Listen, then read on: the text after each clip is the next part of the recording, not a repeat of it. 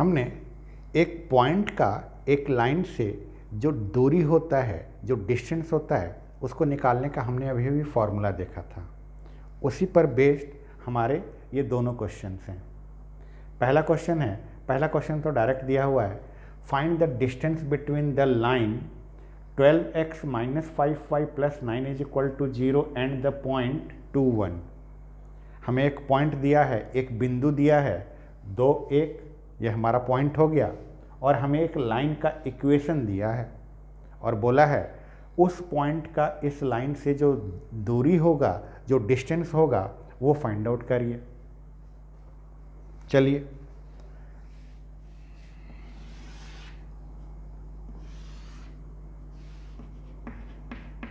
Solution में the given line is, दी गई रेखा का समीकरण। द गिवन लाइन इज, दी गई रेखा का समीकरण, हमारा लाइन क्या है 12x - 5y + 9 = 0। दी गई रेखा का समीकरण 12x - 5y + 9 = 0। अच्छा, and the given point is, और दिया गया बिंदु 2 1 है, and the given point is 2 1। ये दो इन्फॉर्मेशन हमारे पास क्वेश्चन में पहले से दिया हुआ है, तो हमने इन दोनों इन्फॉर्मेशन को लिख लिया।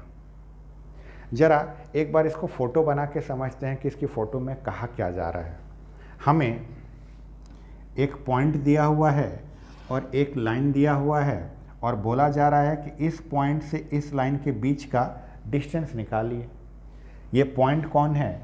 ये पॉइंट हमारा 2 1 है, और ये लाइन कौन है? लाइन हमारा है 12x - 5y + 9 = 0। जब हमने इसका फॉर्मूला पढ़ा था, फॉर्मूले में जो हमने फ़ोटो बनाई थी वो कुछ इस तरह से था। हमने एक पॉइंट लिया था, इसको h के नाम दिया था। यहाँ पर जो लाइन ली थी इसको हमने नाम दिया था ax + by + c = 0। यही था।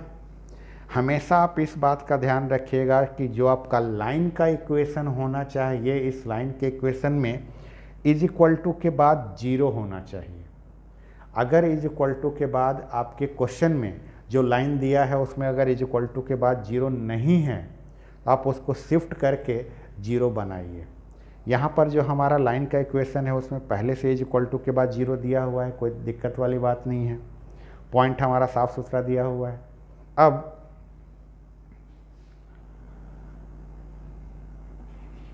we know that, हम जानते हैं कि, we know that distance of point HK from line ax + by + c = 0 is given by, हम जानते हैं कि बिंदु HK की दूरी रेखा ax + by + c = 0 से, डिस्टेंस जो होता है, जो दूरी होता है, उसका फॉर्मूला होता है d = ah + bk + c /√a² + b²। आपको ये फॉर्मूला लिखना है। फॉर्मूला लिखने के बाद आप इसकी वैल्यू को पुट करेंगे।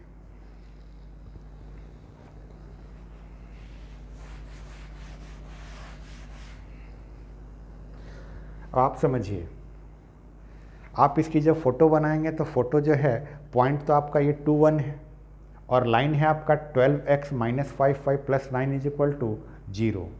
वैल्यू जब पुट करना है तो d इज इक्वल टू, यहां पर आपको लाइन का इक्वेशन लिखना है। लाइन का इक्वेशन आपका क्या है, 12x minus 5y plus 9 is equal to 0। लेकिन इस x और y की जगह पर आपको इस पॉइंट का x और y डालना है।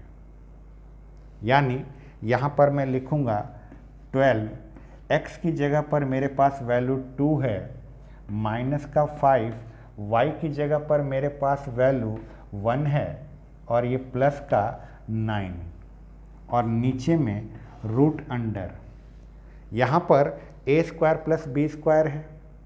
अब ये a और b क्या है, a और b और कुछ नहीं, आपका x का कोफिशिएंट और y का कोफिशिएंट है। x का गुणांक और y का जो गुणांक है यही आपका a और b होता है। तो a की वैल्यू यहाँ पर 12 का होल स्क्वायर प्लस b की वैल्यू जो है माइनस 5 का होल स्क्वायर है। प्लस में रहेगा तो प्लस में लिखना है, माइनस में रहेगा तो माइनस में लिखना है। अब आप इसी को सॉल्व कर दीजिए। सॉल्व करके जो भी आपका आंसर आएगा वही उस पॉइंट का उस लाइन से डिस्टेंस बताएगा। d is equal to 12 into 2 24 minus 5 plus 9 और रूट के अंदर 12 का होल स्क्वायर 144 माइनस 5 का होल स्क्वायर करेंगे तो प्लस का 25 आएगा।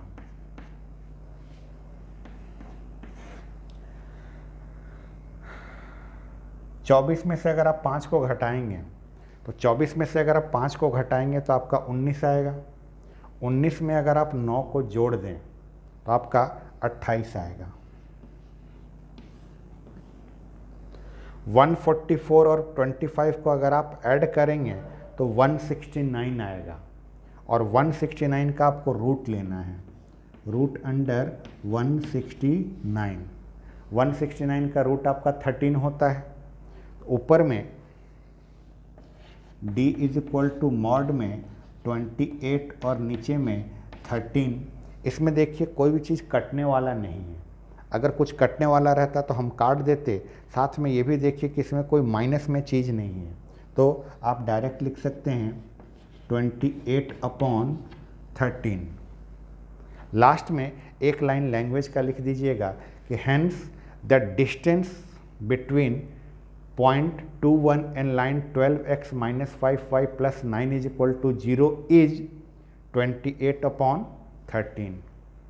लास्ट में लैंग्वेज एक लिखिएगा, अतः बिंदु 2 1 का रेखा 12x minus 5y plus 9 is equal to 0 से दूरी 28/13 है। ये हो गया हमारा क्वेश्चन नंबर 1 का सॉल्व। अब बात करते हैं क्वेश्चन नंबर 2 के बारे में।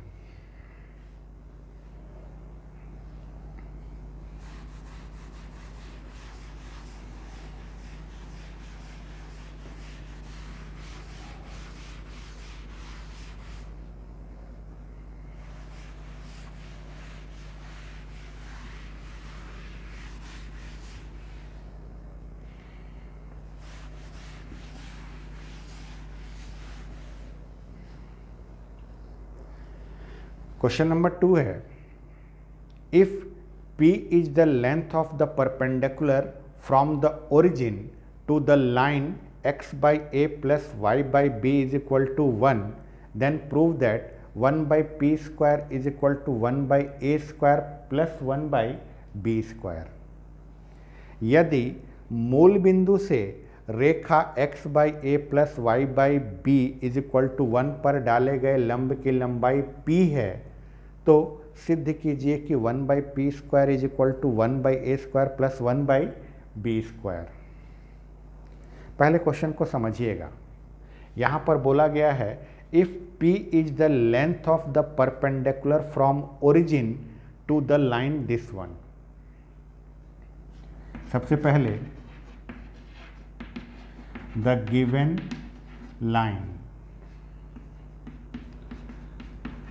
दी गई रेखा, हमें लाइन क्या दिया है?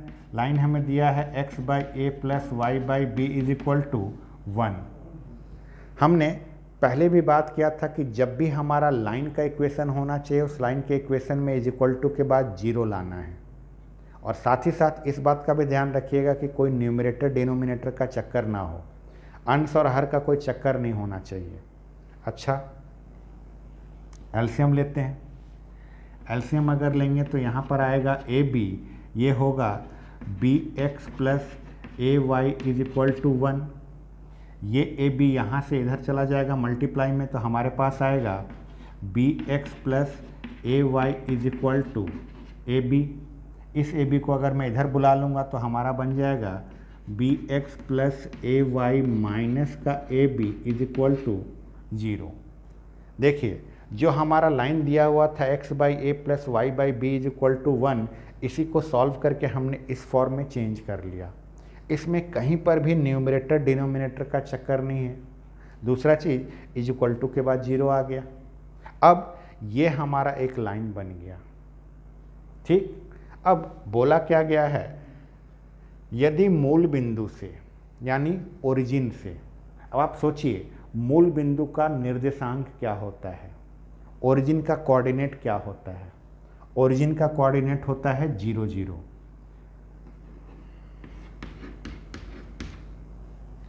मूल बिंदु ओरिजिन का कोऑर्डिनेट निर्देशांक होता है 0 0। अच्छा, हमें एक पॉइंट भी पता है, लाइन हमें पता है। बोला गया है if p is the length of the perpendicular from the origin to the line. यदि मूल बिंदु से रेखा इतना पर डाले गए लंब की लंबाई p है। मूल बिंदु यानी ओरिजिन आपका एक पॉइंट है और आपके पास एक लाइन दिया हुआ है। लाइन आपका ये है bx plus A Y, bx plus A Y minus A B is equal to 0। यही आपका लाइन है और आपको ये बताया गया है कि इस पॉइंट से इस लाइन पर जो परपेंडिकुलर डाला गया, जो लंब डाला गया, उसकी लंबाई p है। यानी यहाँ से जो आपने इस पर परपेंडिकुलर डाला है, इस परपेंडिकुलर का लंबाई p है। अब ये परपेंडिकुलर का जो लंबाई है वास्तव में तो ये दूरी ही है ना, डिस्टेंस है। किसके बीच का डिस्टेंस है? पॉइंट का लाइन से डिस्टेंस है। पॉइंट का लाइन से डिस्टेंस है, तो पॉइंट से लाइन का डिस्टेंस हम कैसे निकालते हैं? डी का फॉर्मूला लगाते हैं। तो हम डी का फॉर्मूला लगाएंगे।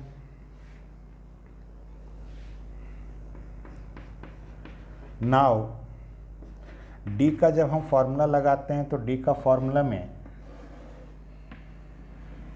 मॉड होता है। मॉड के बाद ये जो आपका लाइन का इक्वेशन दिया है, इस लाइन के इक्वेशन में x और y की जगह पर आपको इन दोनों वैल्यू को रखना रहता है। यहाँ पर b x की जगह पर आपका 0 है, प्लस a y की जगह पर भी 0 है, माइनस का ए बी और रूट अंडर x का कोफिशिएंट आपका b है, तो यहाँ पर b का होल स्क्वायर प्लस y का कोफिशिएंट आपका a है, y का गुणांक a है, तो यहाँ पर a का होल स्क्वायर हुआ। अच्छा, ये जो डिस्टेंस है, जो दूरी है, यही तो हमारा p है ना, तो इस d की जगह पर हम p लिख देते हैं। b का 0 के साथ मल्टीप्लाई करेंगे तो 0 हो जाएगा, ए का 0 के साथ मल्टीप्लाई करेंगे 0 हो जाएगा, कुल मिला जुला कर ऊपर बचेगा माइनस का A B upon root under B square plus A square होगा। अच्छा, मॉड इसलिए लगाया गया था ताकि इसके अंदर का चीज़ जब सॉल्व करके माइनस में आए तो बाहर निकल कर वो प्लस बन सके, क्योंकि दूरी जो होता है वो कभी भी माइनस में नहीं बताया जाता। यहाँ तक क्लियर है। इसके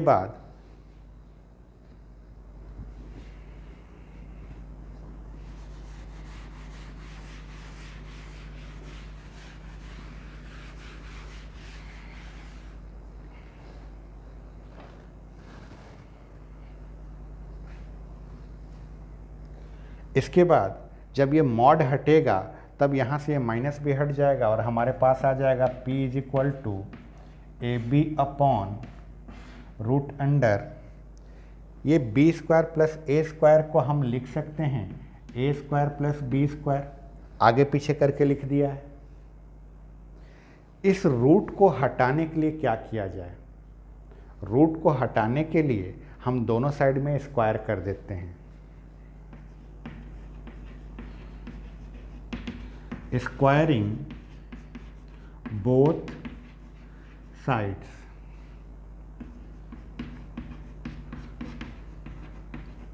दोनों पक्षों में वर्ग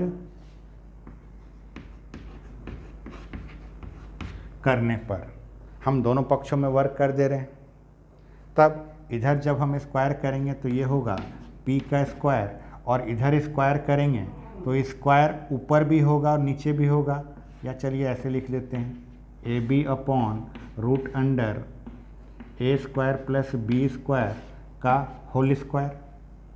ये स्क्वायर ऊपर भी लगेगा और ये स्क्वायर नीचे भी लगेगा, तो यहाँ से आ गया P square is equal to, ये स्क्वायर जब ऊपर लगेगा तो सोचिए किस पर लगेगा, ए पर कि बी पर कि दोनों पर?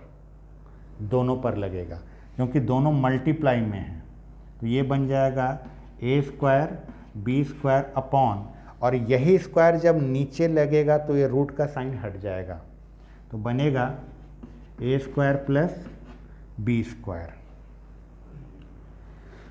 अब इस नीचे वाले को अगर मैं इधर शिफ्ट कर दूं तो ये पूरा का पूरा डिनोमिनेटर इधर आकर मल्टीप्लाई होगा।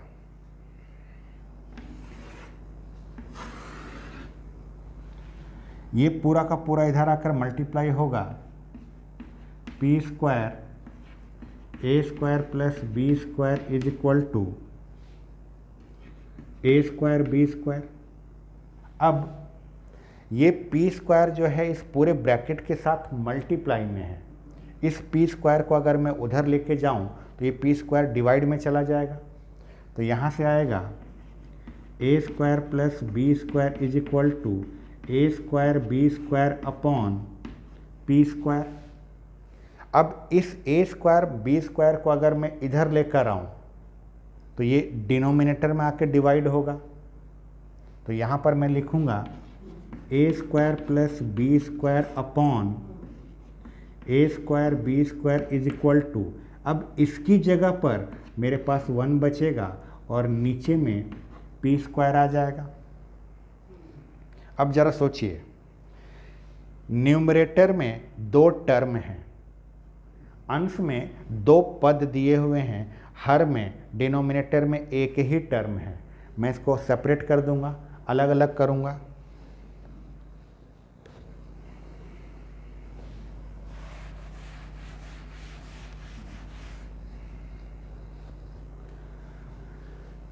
मैं बात कर रहा हूं कि यहाँ न्यूमरेटर में 2 टर्म है, डिनोमिनेटर में एक ही है। मैं इसको जब अलग करूंगा तो अलग करके मैं इसको लिखूंगा A square upon A square B square plus B square upon A square B square और इज इक्वल टू में 1/p स्क्वायर है।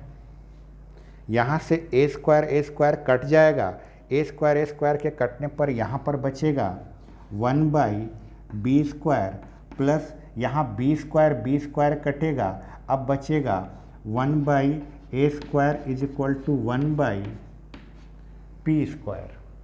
अब इसी को सही ढंग से अगर मैं जमा के लिख दूं तब ये बन जाएगा 1/p² is equal to 1/a² plus 1/b²। यही मुझे प्रूफ करना था।